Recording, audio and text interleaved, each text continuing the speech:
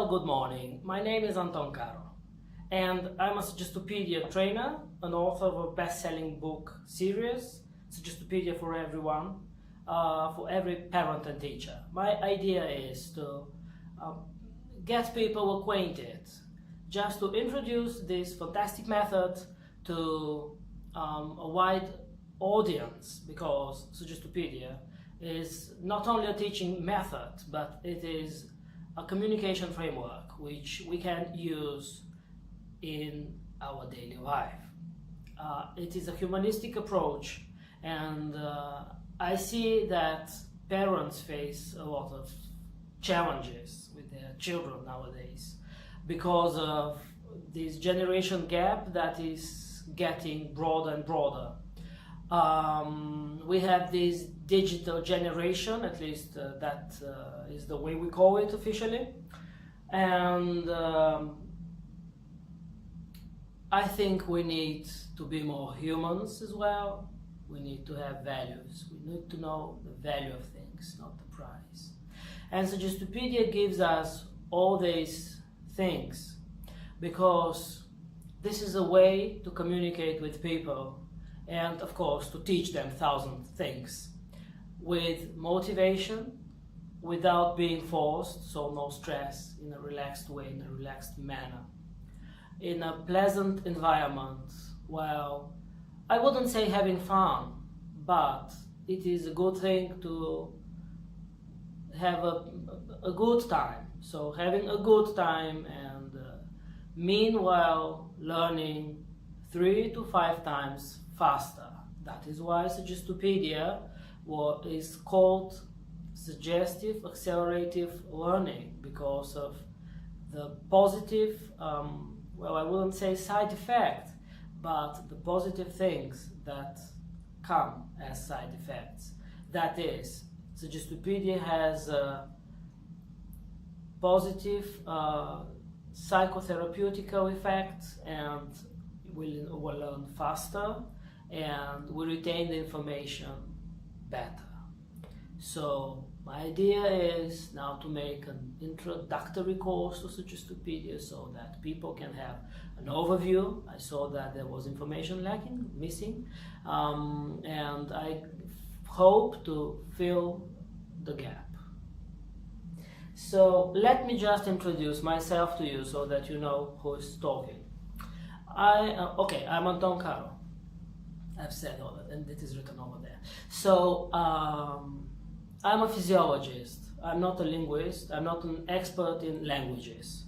I'm a physiologist, and my interest has always been memory, how to learn faster, how to know better. All my interest dates back to the times I was a kid. Later on, I decided to go for a PhD in physiology. I studied molecular mechanisms underlying learning and memory. And you would say, oh yes, that's fantastic, so that's why you switched to Suggestopedia. Well, it's because of my interest, not because of my background. I could have become a photographer and then switched to Suggestopedia. So it is my interest that provoked me. I have a PhD.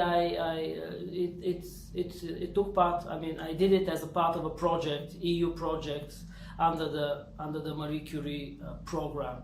I had the chance to meet a lot of people, to go to many places within that program.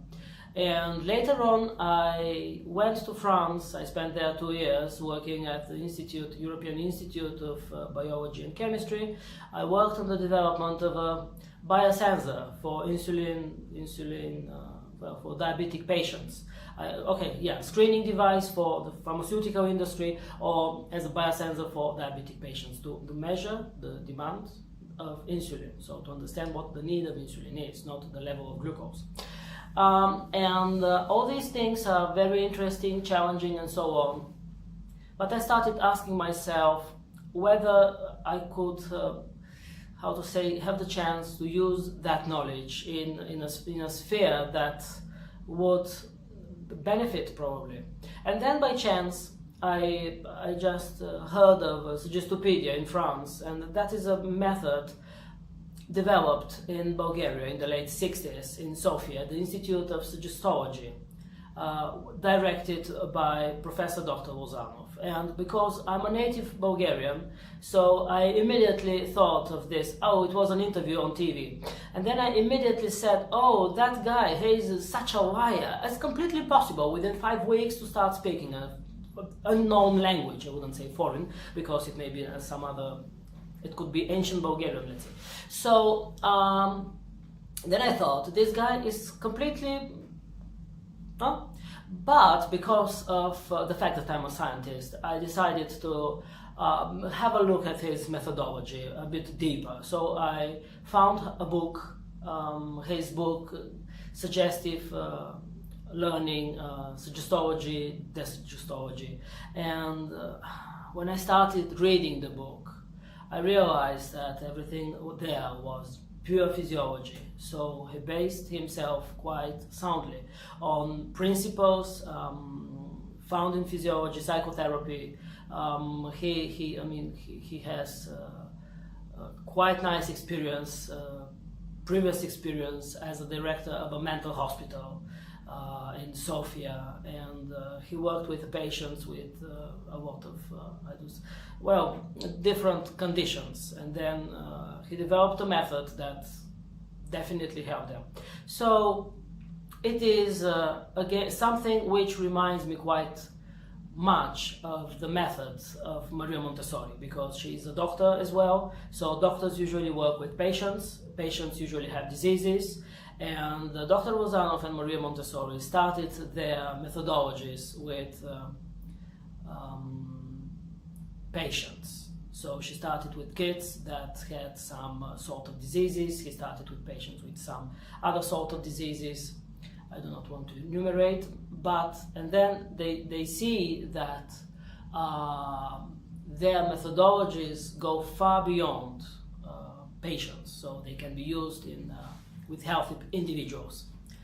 And so I was so excited that I decided to go back to Bulgaria and get trained as a Suggestopedia teacher.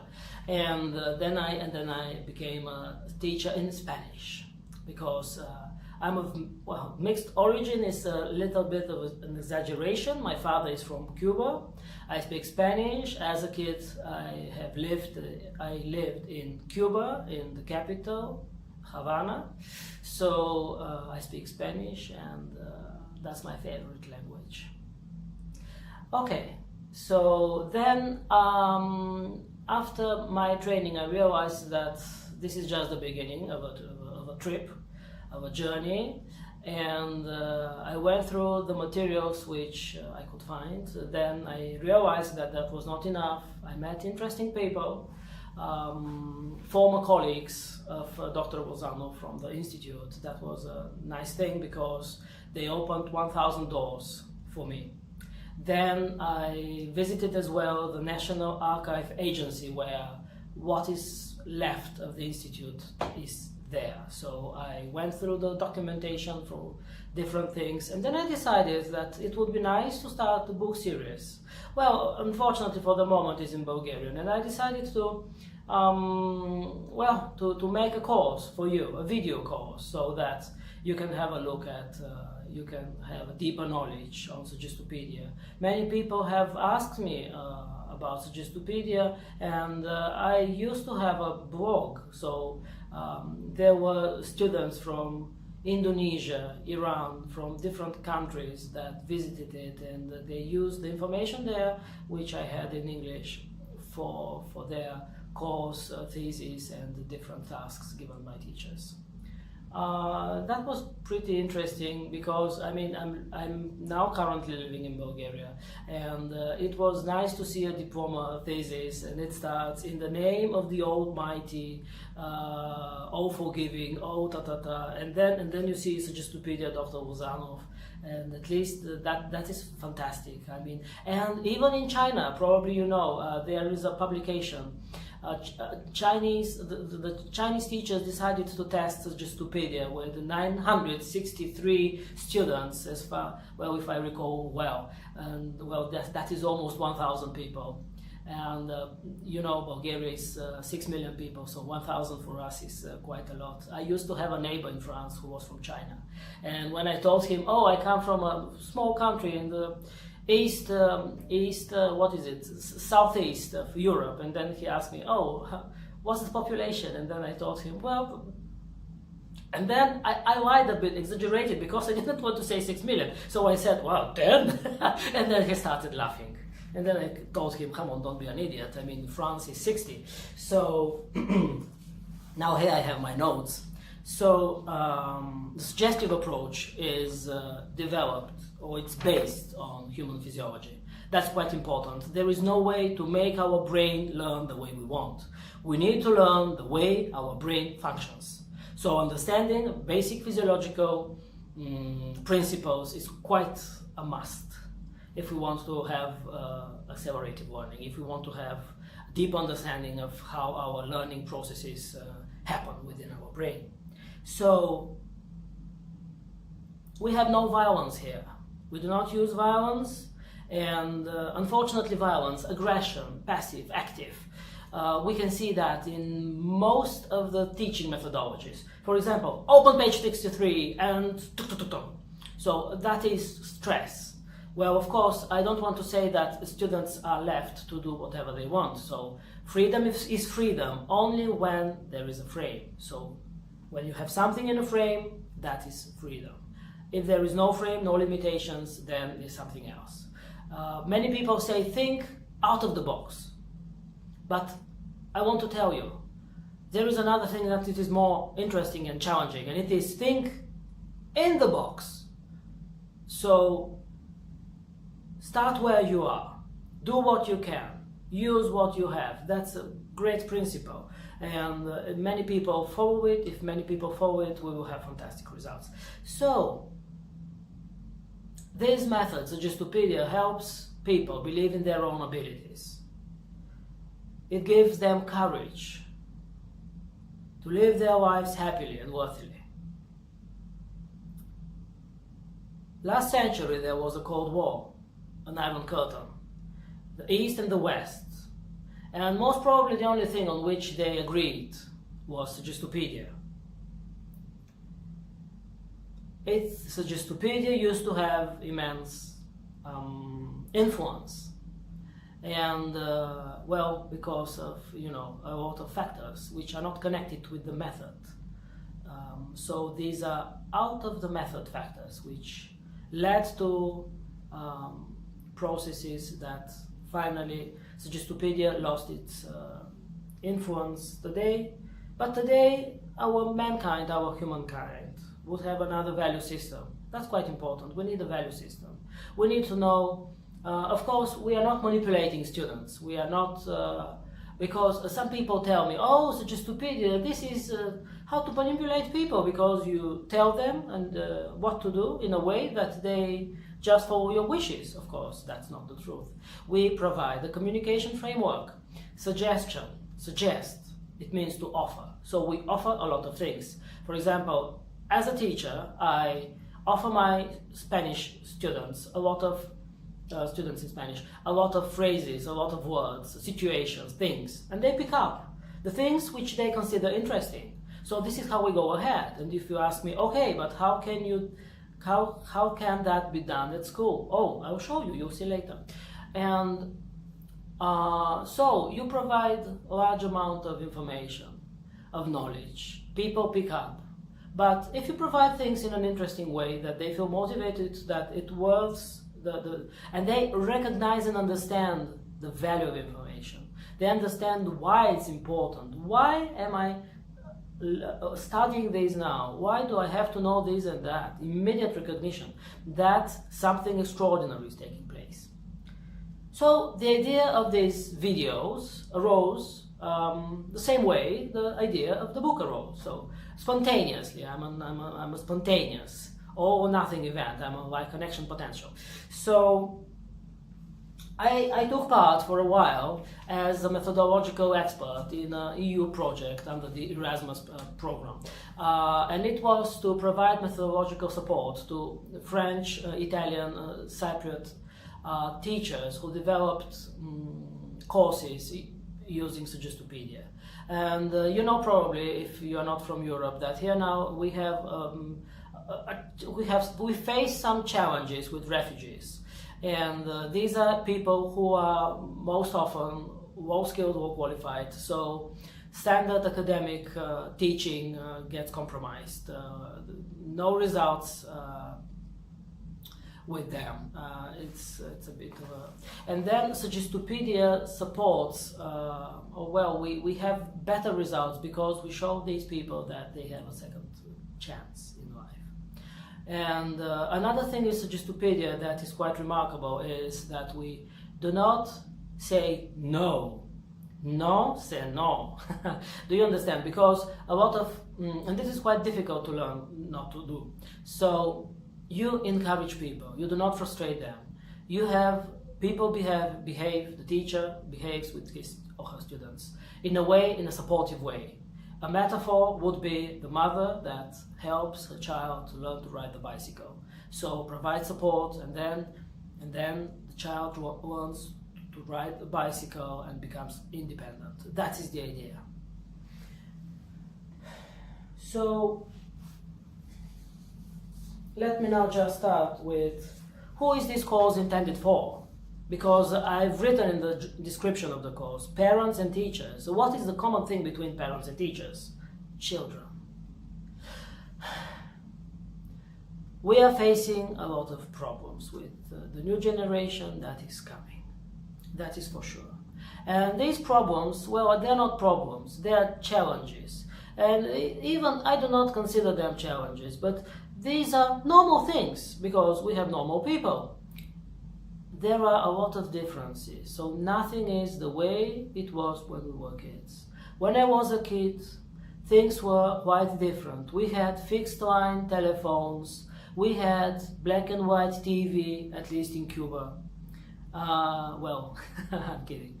So we used to play in the streets. I had a fantastic childhood there. I can tell you thousands of stories. Once we decided to make a swimming pool on the ceiling, on the roof of a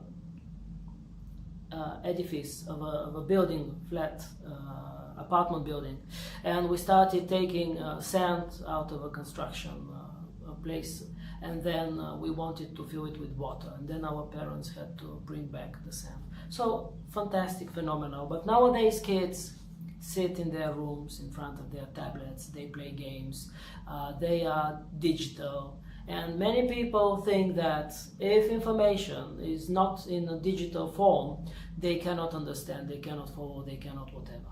And that is a major misunderstanding, I would say, because they are children, they are humans, their brain functions the way our brain functions.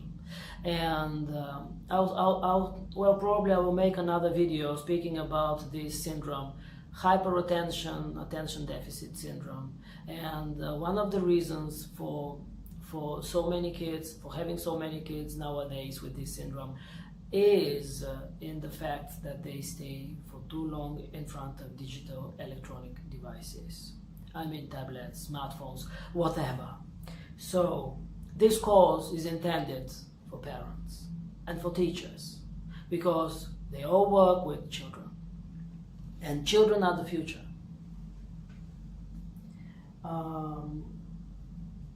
So for example, I want to give you an example of when I was in the first grade, at least in our textbook, the idea that the zero is the smallest number was somehow given, provided. So our teacher decided not to form a false idea into our heads, and she said, do you know, we have numbers, it's impossible to count to infinity, but there is the zero, but then you have the same amount of numbers below zero.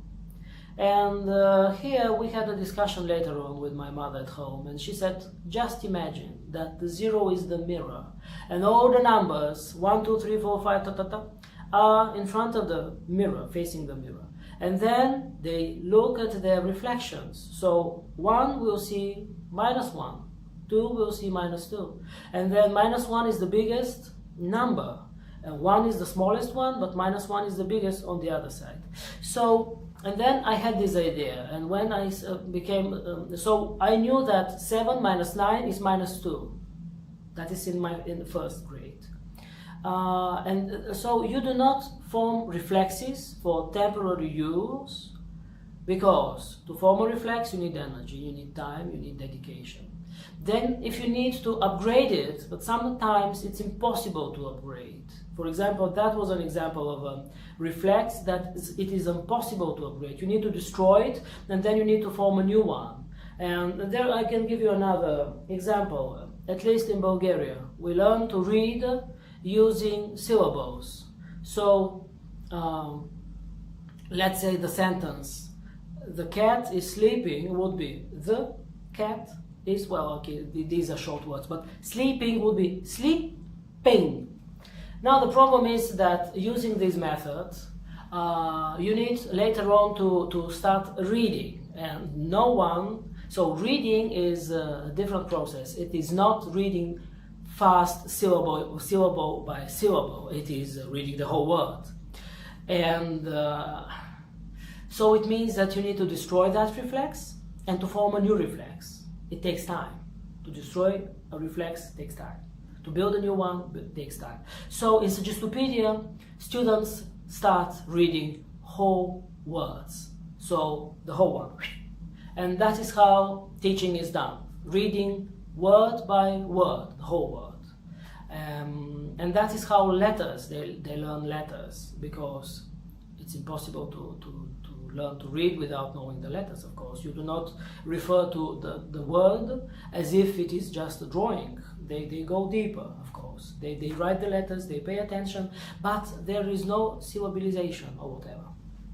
So that is another interesting thing.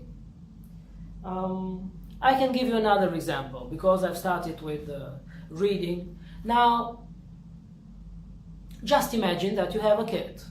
2-year-old kid, 3-year-old, whatever. And usually kids like chocolate. That's quite natural. And then you want that kid to eat the soup, tomato soup, let's say. So now, usually parents here fail, and they say, oh, only after you finish your tomato soup, you will take your chocolate. What happens? The child immediately recognizes the soup as the biggest enemy in life. So, and then because it is set in this context, chocolate becomes the biggest friend, the most desired. It is like in the Lord of the Rings, the ring, my precious. So that's chocolate. You just raise the value of chocolate. And you just, tomato soup is fantastic, it is my favorite, but in this context, and I like chocolate as well, so we do not need to connect things that there is no connection between them. So that could be, for example, in a different context. Just imagine, only after you solve all your problems in mathematics, you will go out to play. So the immediate enemy recognized by the child is mathematics. So you start hating mathematics just only because it is a condition for your happiness. We need to find ways to motivate children to spend time doing mathematics, to show them why mathematics is important. Now there is a thing, when I was at the age of 7 years old, we started learning the table of multiplication. I don't know how to say that, probably it's the way in English. So, and then I told my mother, Mom, why do I need to learn that? I don't need it. And she said, come on, that's so important. And then I said, but do you know, when I go to the shop, I don't need that. And she said, okay, if you want to buy 2 kilograms of oranges and they cost 2 pesos, you need to know that. And then I told her, yes, I know, 2 plus 2 is the same. Okay, if it is 2 plus 2, it's fine, but if it is 10 kilograms, you need to multiply that. You will not go... and then I said, come on, I don't eat so many oranges. So children do not understand the value of information. You can't know why something is important before knowing it. You need to know that. For example, I can give you a very interesting example. Me, myself, I'm a biophysicist. Well, I presented to you as a physiologist, but my PhD is in electrophysiology. And electrophysiology deals with, it is a interdisciplinary subject. And 50% of electrophysiology is biophysics, because you need to know a lot of things in order to know about electricity. So, okay. So, and my PhD is on action potentials. So I spent 6 years of my life as a postdoc and a PhD student watching every day action potentials. As a student at university, I failed in biophysics on action potentials because I had a very outdated textbook. And when I tried to read the information, I failed to recognize the value of that information. And the teacher, the professor told me, oh, without this information, without knowing what an action potential is, you cannot go ahead. I need to ask you to come, you will not pass. And then I was so surprised because action potential, at least in the way it was presented to me, was sort of a nothing interesting, nothing challenging. But I need to tell you one thing. So we didn't mention ion channels. And what is an ion channel, or what is an action potential without ion channels? It's nothing.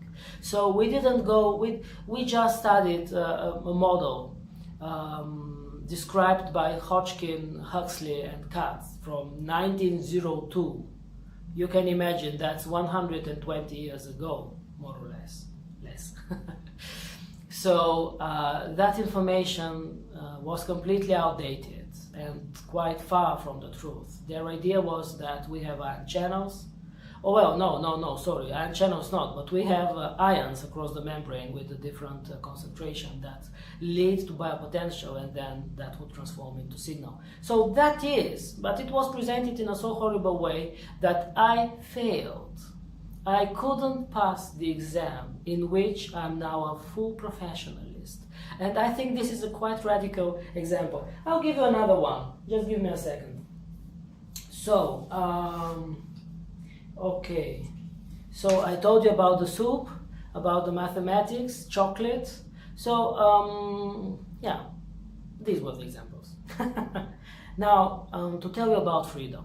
Freedom is freedom only when it is put in a frame. That I said previously, but it's quite important. So children, we cannot, do you know what responsibility, who are the people that can take responsibility? The ones that are free.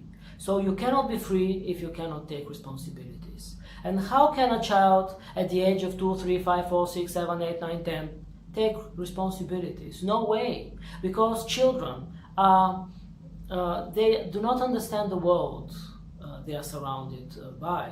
They can't imagine what happens. They don't know so many things. So we cannot ask them to take responsibility, and it means that we need to take some decisions on their behalf.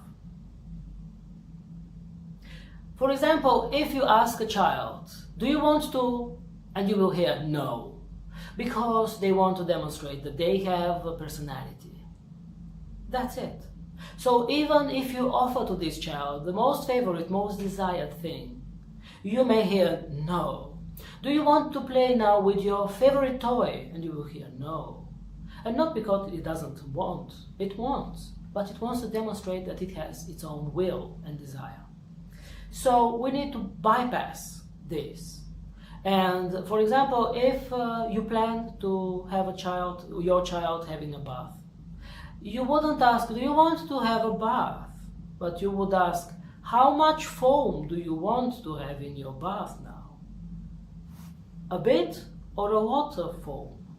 And then the child will think and will say, oh, a lot of, loads of. So then the bath is coming. It is not something that needs further discussion. So you do not ask, do you want to? And you just make an offer. For example, in my courses, I do not ask my students, do you want to sing this song? I just tell them, please choose a song.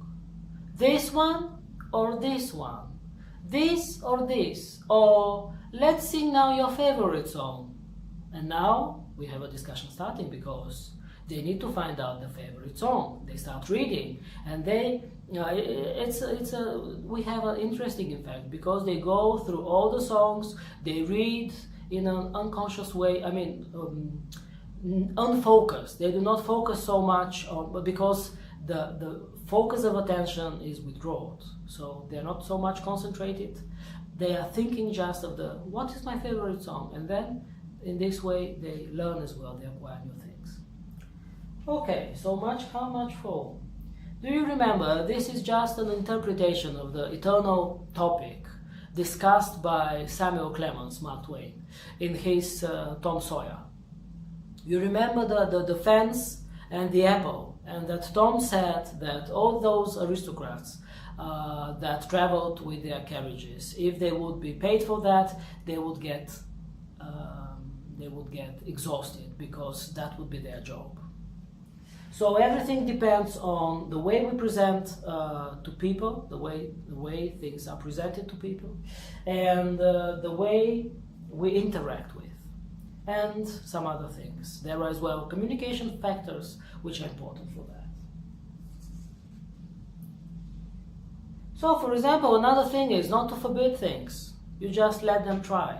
I mean, children. So imagine you have hot chili potato chips. And then a child asks you, can I have? Oh, sure, go ahead. And then it will eat one piece of chips, and then it will become red. But then you do not have to stop to panic, whatever. You say, oh, my darling, it's so tasty, please have another one. And that will be. No other one. Nobody wants to become red twice. So, this is the way, I think. Now we need to divide children in groups of 0 to 3, 3 to 6, 6 to 10, let's say. So until the age of 6, brain develops in a way supported by muscles. So our body at the age of 0, 1 to 3, is weak, and then it starts stronger and stronger. And this is how our brain develops. So no strong stimuli are needed, just our body gives enough information to the brain in order to develop in a high quality way. And it means that all these digital electronic devices at the age of 1, 2, 3, 4, 5, 6 are not welcome if we want to have an adult that is conscious, that can handle stress. That's important because you change the density of dopamine transporters at the nerve synapse. And then it happens that these children cannot concentrate. They lose motivation. For them it is difficult to achieve their goals because they think that everything is just a matter of seconds, because in the touch screen things just happen here and now. You do not have to think, if you want to develop a new skill, you need at least a year in order to make progress. You need to spend 12 months, 24 months in order to have progress for something that is important for you. And it is not immediate, and that is why they get frustrated. So there are a lot of articles on that. I'm not going into details now. I just want to give you a hint, just a note, that it's nice if under the age of 3, digital devices are limited in a way that just once a week for a couple of minutes, half an hour. And then between 3 and 6, you limit that to weekly up to 1-2 hours, not more, because otherwise the brain becomes like, I would say, cheese from Switzerland with holes and so on. So here, because I said about digital electronic devices, so we cannot say, oh, you will play on your tablet after solving all your math problems, because we raise the value of the tablet and mathematics becomes an enemy. And then, of course, going to a supermarket, something which I hear quite often is parents, because children want a lot of things, and then parents tell them, oh no darling, we have no money to buy this. What happens? Children, because they realize that money is the limiting factor, it becomes the most desired thing, the precious, and they aim to get it. So in the end you have a child that is interested only in money, and that is the thing that makes these children go forward. Money. So you need to explain, oh dear, we have money, but we think, or we need to consider how to spend it, because we are responsible and we organize our budget in a way that we know how we spend it. That's another thing. So your child needs to know that there is money, but there are rules how to spend money, or that you had enough chocolate for today. We are not buying a new box of chocolate because it's not important to eat all the chocolate on the planet in a day. Tomorrow you will eat, and do you understand? You just give the idea that everything is nice, everything is fine, nothing wrong, so tomorrow is another day will come, and so on. Thank you so much for watching. Go ahead with the next video.